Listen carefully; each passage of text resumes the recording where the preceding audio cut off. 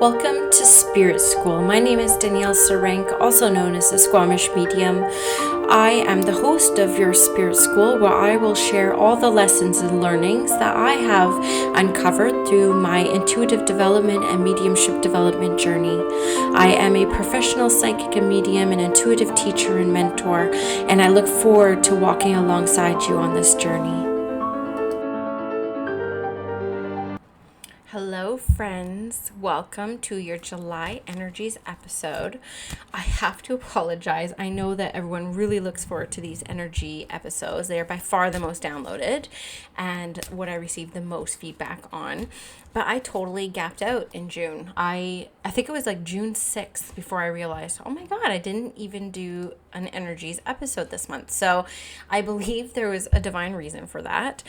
Things got a little bit intense in June, if you didn't notice. There was even a point in June where I kind of had to step away for a week, away from social media, away from thriving. Like, just basically I need to put myself into a bubble and take care of myself. And I spent a week offline. It was the last week before the daycares reopened for my kids, so I really spent it focusing on my kids. I finished a whole book, which was Mary Magdalene Revealed, and her book Reveal as well. It was phenomenal. Megan Watterson does amazing writing. She's a theologian who studies kind of like how the divine feminine imprint in modern day religion is just omitted. And she's a scholar, she's a Harvard scholar, and her books are phenomenal if you're interested in that kind of thing. So that's kind of how I spent my time. So here I am back in July. You are going to hear background noise, and I do apologize, but it is really hot and muggy, and I need to have my window open. I'm like literally sweating here. So you will hear a bit of background noise.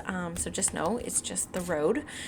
And I was called this month. I always do the monthly energies with the Rebecca Campbell's work, but I felt called this month to pull out my Tough Love deck. Oh, and there's my cat. Hi, Bender. Anyone who follows me on Instagram knows my cat's kind of nearing the end of his life, and so he is just a little bit attached to me. He just wants to be with me all the time, so he's always around now. And here he is for the podcast. So I pulled out my Tough Love deck this month, kind of like, okay, it's July 2020. We have survived. I can't even believe it. Half the year. What a year it has been. The memes are lit. I have really enjoyed the 2020 quarantine COVID memes that have come up. They've just been really adding a bit of humor to, if you can't laugh, what are you going to do, right? So I just kind of felt like, okay, let's pull out the Tough Love deck. Let's see what kind of energies are going to be coming up for July. And we will see what kind of comes up here. Okay, hopefully this is all going to be all right, because I pulled out my Tough Love deck and I pulled out 3 amazing cards. The first card, if anyone knows the John Holland Psychic Tarot deck, this is probably it's my first ever deck, and it's the one that I found to be the most accurate. I give some readings to my closest friends for January of each year, and this is always the deck that I use for the year ahead. And so July is going to be a real big time of fertility. So this is going to be around the people who are trying to start families, literally, and also the people who are trying to birth their creations. They're going to be birthing their ideas, their inspirations, that they've been a little bit muddled up in the energies of what's been going on, and it's really easy to get into paralysis mode when things are a little bit cray. And so coming into July, I don't feel like everything's going to be fine. I don't feel like the energy's going to settle, but I feel like there's this entrance of normalcy that we kind of enter, that it's like, okay, I need to learn to thrive through this craziness. And so I feel like there's going to be a lot of birthing of ideas, birthing of projects, and even people getting really settled in on birthing their families. And it's very family focused. I feel very family focused in July. I also pull the heart chakra card. And so I feel like there's an up-leveling of compassion in the world, even from some of the most unseen, unsuspecting sources. I feel like if I could pick a word that I would want to carry into July based off of what I've pulled so far is going to be around compassion.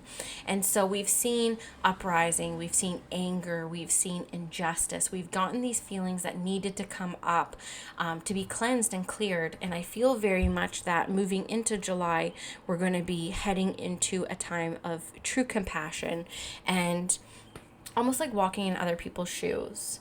Now, the other thing that comes up for July is flow and love. I come up with this energy of we feel like we've been rubbing against sandpaper a little bit in what we're trying to create in our world, and we're getting a little bit further ahead. We're getting clearer on how we want to live, how we want to show up, what makes us happy, but achieving it has been coming up against sandpaper, like literally a painful entrance into the next phase of your life. What Spirit brings to my awareness for July is that we're finally kind of finding a flow within it.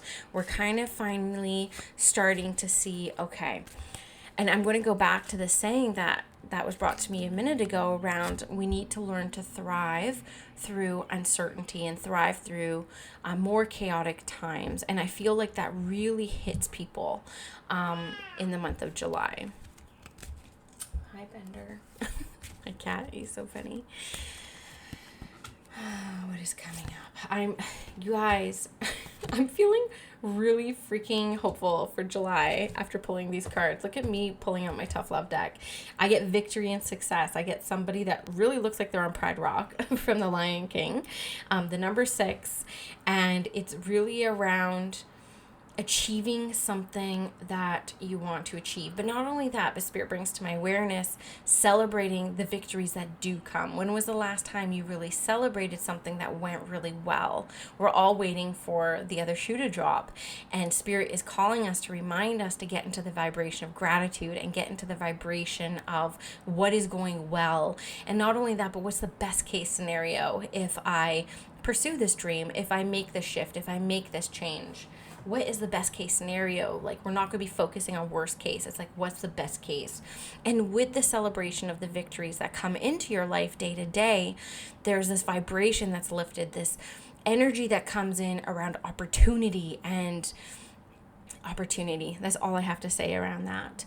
And I also get this partnership card, and what I feel into that is kind of realizing through all of this that you can't do it alone, that we do need support, we need to feel supported, and we are collaborating a lot more. I've actually, funny that this card comes up because I've noticed that a lot. I've seen even on Instagram, I've seen people do more interviews, shouting out their counterparts and really celebrating one another and using this opportunity of being mostly online to share other people, share other spiritual teachers. And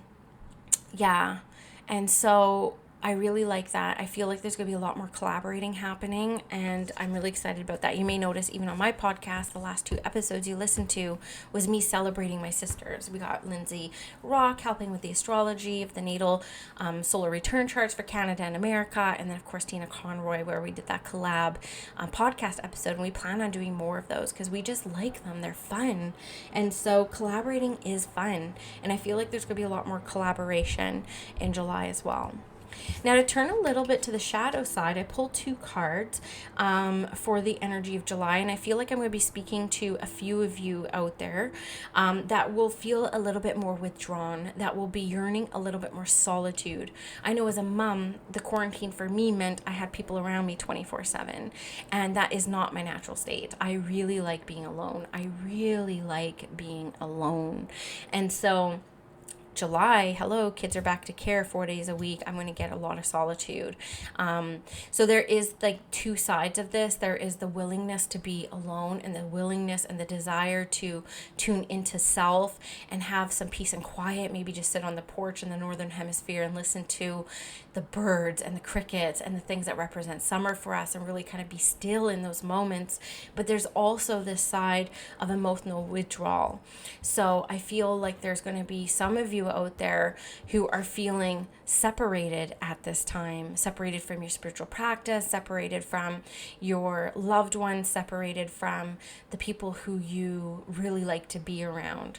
And I feel like the separation almost becomes like what you're used to. I feel like you've kind of settled into the separation, whereas we're kind of coming into a space with COVID where we can start mingling again, even just a little, but you're finding it hard to take those initiating steps. You're finding it hard to call your girlfriend and say, hey, can 4 of us get together and have a glass of wine by the river? Please use plastic.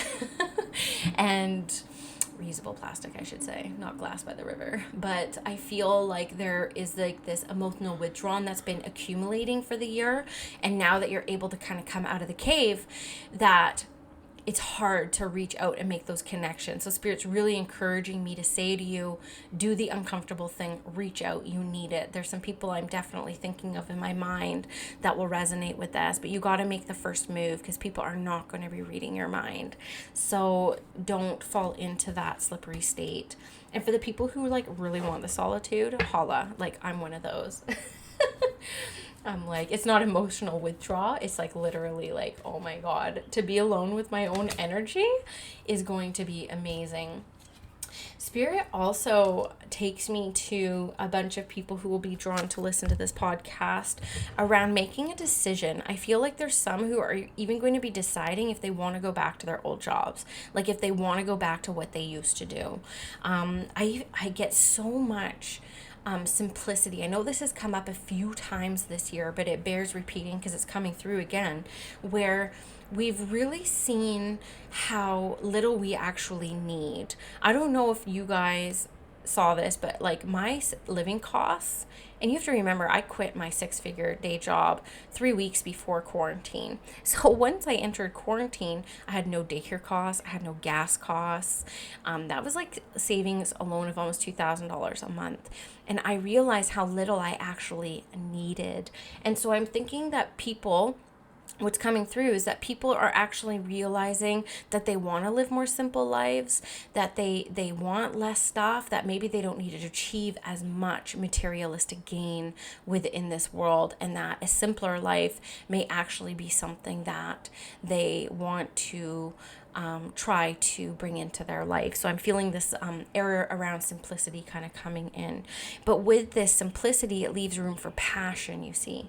So when we're busy all the time, when we're overstimulated, when we're overworked, when we're overachieving, we usually forego our creative force and our creative passion in its stead. It's like people I know who are, in day jobs but are trying to launch this thing on the side. There's not a whole lot of space left for passion by the time you do the thing for the man. So I feel this being a real big transitional time of people stepping out of what was and stepping into what they want and what they desire. I feel like there's a lot of clarity around that, but I also feel a lot of people are thinking like, well, how? Like how? What I recommend around this is listen to podcasts, listen to YouTube channels of people that you want to be doing what they're doing. And how did they get there? They all talk about their origin stories. I've told my origin story many times on this podcast. I just listened to, I don't know if you guys are aware of this podcast called Manifestation Babe.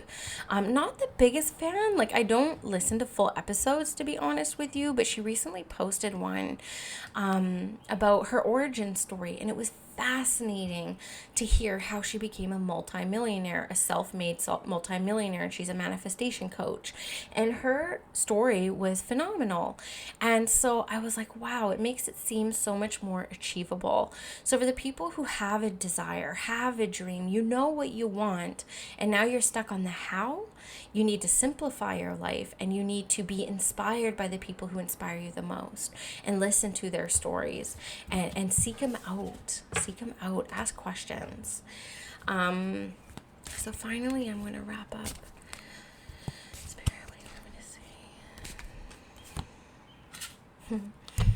So finally, the final message for the month of July is really around inner wisdom.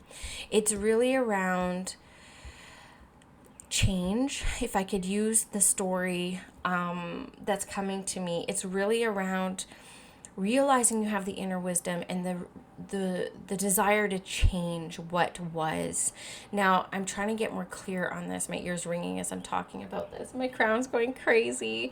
But it's almost like we're giving away our power too much. We're giving away our own inner authority and our own inner wisdom, listening to how other people do it and how other people think and other people's philosophies. Spirit is calling us back inwards. They're calling us back to understanding how wise we actually are. Have you ever said something that you're like, holy shit, I'm wise? Like, I can't believe that just kind of came out of my mouth. There's this like time right now of being at home, being a little bit more still, that we are actually realizing our inner wisdom. So I feel like July is going to be a breakthrough month when it comes to changing the mindset. I think that there's nothing wrong with listening to philosophy of other spiritual teachers. I don't at all. But I think by taking them on as yours verbatim is not wise. I feel like you listen to a philosophy, it sits in your heart, you're like, yeah, there's something here. And then you play with it, you sit with it, you contemplate it, and then allow the wisdom of your inner source to come out to form it into something that's cohesive for you. So here's an example I'll give you of what's kind of coming to me. When I first started studying mediumship, and anyone who studies under me knows me, I'm a nerd when it comes to the history of mediumship. Like, even right now, I'm reading a text from 1861 on mediumship. That's my third time reading it, and it's literally like the first time. I'm a bit of a nerd. And so when I first started studying mediumship as a teenager, Sylvia Browne had this philosophy, and she was kind of my guiding light in those early years because she had 42 books. Hello, she was on TV, and I respected her. And she had this philosophy around, suicides, people who committed suicide. In her philosophy, they were selfish and they came back into utero right away. They did not go to heaven. They did not pass go. They basically were reborn within the womb of some unsuspecting mother. She used Africa as an example, like, in poverty, in, some desolate state was kind of like the example she used in a few of her books. And so for me, at that time, before I was fully into my mediumship gifts, I could have taken that as the written word. Like, okay, well, that's what happens to us. But there was something that didn't sit right about it with me. So it actually took me another 15 years, more than that, 17 years to form my own opinion around the spiritual philosophy of suicide. And the truth of the matter is, I connect with a lot of spirits who cross themselves over, and they do pass go, and they do make it to heaven. You see what I'm saying? Spirit is telling us that we hear a lot. We are overwhelmed with information. We are over consuming a lot of wisdom. Even you listening to this podcast, I always tell people, take what I say with a grain of salt, but feel into the story yourself. How true is it for you? What other truth do you have to add on to what sits with your soul? So for me, I did feel that people who crossed over took a slightly different path home, but I'm like, this wasn't it. This wasn't like an instant reincarnation, because incarnation is not a punishment, right? Like, this is not a punishment to come here to this earth, no matter what path you pick for yourself. So it didn't quite sit right with me. So what I have seen from the world of spirit with people who cross themselves over is that because more often than not, there's usually an addiction or a mental health illness that accompanies the desire to end it all in the way that they do, I see that there's a bit of a cocooning that happens when they transition home. It's like they need to be gently brought into the other side. There's still some aspects that require healing at that deep level to fully transition and acclimate over to the other side. So maybe this is what Sylvia was seeing, and this is how she's interpreting it, and maybe I'm interpreting it in a different way, which in 20 years will seem completely outdated, because this is how the spiritual philosophy evolves. But the real truth of the matter is, with the card that I was given, it was around, you have an inner knowing. You have a wise soul that sits in front of you and sits within you. And often we give a lot of our power to external sources like guides and angels and even the Creator herself. And I really think that spirit is trying to bring us inward so that we're not being too distracted with all this noise. There's a lot of opinions out there right now. No matter what camp you sit on, there's a lot of people doing research, putting in air quotes, and really impressing their beliefs as the belief and set in stone. This is what is going on. And I don't believe that any of us really know. And so Spirit's asking us to go inside, away from books, away from podcasts, away from other people's noise, to get to our truth and what makes us feel empowered to move along this human experience in an empowered and light way, right? We're not meant to come here and sit in misery. We're meant to come here to rediscover joy and love. And that's an inside job. So I feel like that's kind of the essence of the message here from Spirit for July. So hopefully it lands for you guys. Hopefully you enjoyed it. Do let me know. I love hearing from you guys. And a few other things I just wanted to say. I have some really exciting things coming up on the podcast. Anthony Maraca, he's coming on. I know I've mentioned that before, but we have set a date for July 10th. We're going to be doing our interview, so it will be airing the final Tuesday, which I think is like the 13th or 14th of July. And then I was very excited because the holy grail for me, Aboriginal medium Sean Leonard, 2 days ago, he just agreed to come on to Spirit School. It's going to take us a few weeks to iron out a date because obviously he does a TV show and he has a book and he's obviously very busy, but I feel incredibly honored that he wants to come on and talk about I told him I really wanted to talk about our First Nations history, our First Nations cultural connection and mediumship. You may not be aware, but when it comes to First Nations community, suicide rates are incredibly high. There's not a lot of hope with the colonized system of the reservation system. So I wanted to talk to him about some of this work that he does because he does a lot of readings in Mi'kmaq communities and just kind of like his perspective of doing this work from a cultural lens. So I'm really excited to talk to him about that. And of course, his show Spirit Talker.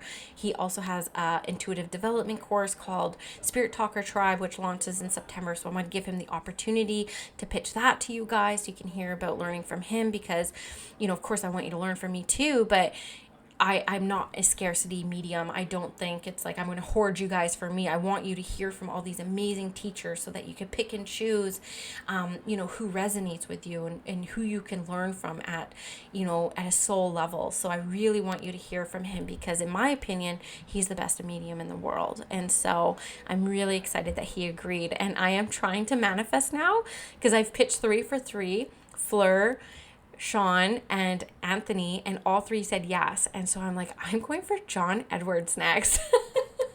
So that manifestation is underway. So send me some good John Edwards vibes because he is a hero to me. I love John Edwards. I've been listening to him work since I was 13 years old, and he's a huge inspiration for me. So that's kind of what I'm manifesting next. And yeah, that's about it for me, guys. Right now, to work with me, there's a wait list for everything. Readings for September and mentorship for August. So in August, I will be taking on a maximum of 8 mentorship students for 3 months or a 1-month boot camp, like a mentorship session every week to really work through something specific that you're going through that you just need a freaking breakthrough on. So there is a wait list right now. You can go over to my Instagram at Squamish Medium, and the first link is the wait list to work with me to be notified when those sessions and opportunities open up. Other than that, I'm on Instagram all the time doing lives and in my stories, giving you insight into my real life, my day-to-day life, Spirit School community, the podcast community. Again, you can hit the link through my bio on Instagram, but I have a community for this podcast, Spirit School of Danielle Sarank, or Spirit School of Squamish Medium, and I do intuitive exercises every Monday. I'm pretty active in there, so definitely join that community. And of course, my Language of Spirit course, which I really encourage people to take. It is such a fun course to get really clear on how your intuition speaks to you, how the world of spirit communicates through your abilities. Has over 30 exercises on developing, because obviously these intuitive muscles are a muscle that you need to flex and stretch. And so I give you over 30 exercises, lived experiences from me that really tie into how these abilities work through me as a medium. And I've had a ton of people go through this course and really enjoy it. So that's another thing that you can do. It's $111 Canadian. So go to myspiritschool.com to go sign up for that if you're interested in. And then finally, finally, the initiation, which is my 6-week mediumship development and spiritual entrepreneurship journey. It is underway. At the time of recording this, we are in week 2, and the women in it, I have 22 women in it. They are so connected. They are loving each other. I'm getting DMs every day about the practice readings that I've literally thrown people into and the breakthroughs. I had a student today who messaged me saying she got a name. I actually had 2 clients write me today saying they got a name in the initiation, and we've done classes and we've done a group coaching call already, and we're doing weekly spirit circles as well. And then everyone gets a one-on-one with me. They get 2 20-minute one-on-ones with me. So I'm waitlisting. I'm relaunching this program in October to 22 women. I already have 17 people on the wait list, but you can join the wait list as well. I'll be opening up seats for the second initiation starting in October in September. So I just had to kind of get that all out there because I have a lot of people messaging me saying that they can't find readings and they can't find mentorship sessions right now. And it's because I am booked out. And I'm so excited. I feel incredibly abundant, incredibly blessed by the world of spirit for supporting me, walking through my fear of leaving my job, very safe, secure job, into the unknown and uncertainty of this spiritual practice full time. And it's working out better than I could have ever have imagined. So let this be a lived example for you that we need to leap first sometimes. We need to follow the passion and not the money, and the passion and not the security, because maybe security comes afterwards, right? Anyways, I'll leave it there. Love you guys. I hope you have a wonderful couple weeks. I'll still be here every week, and yeah, see you on the gram.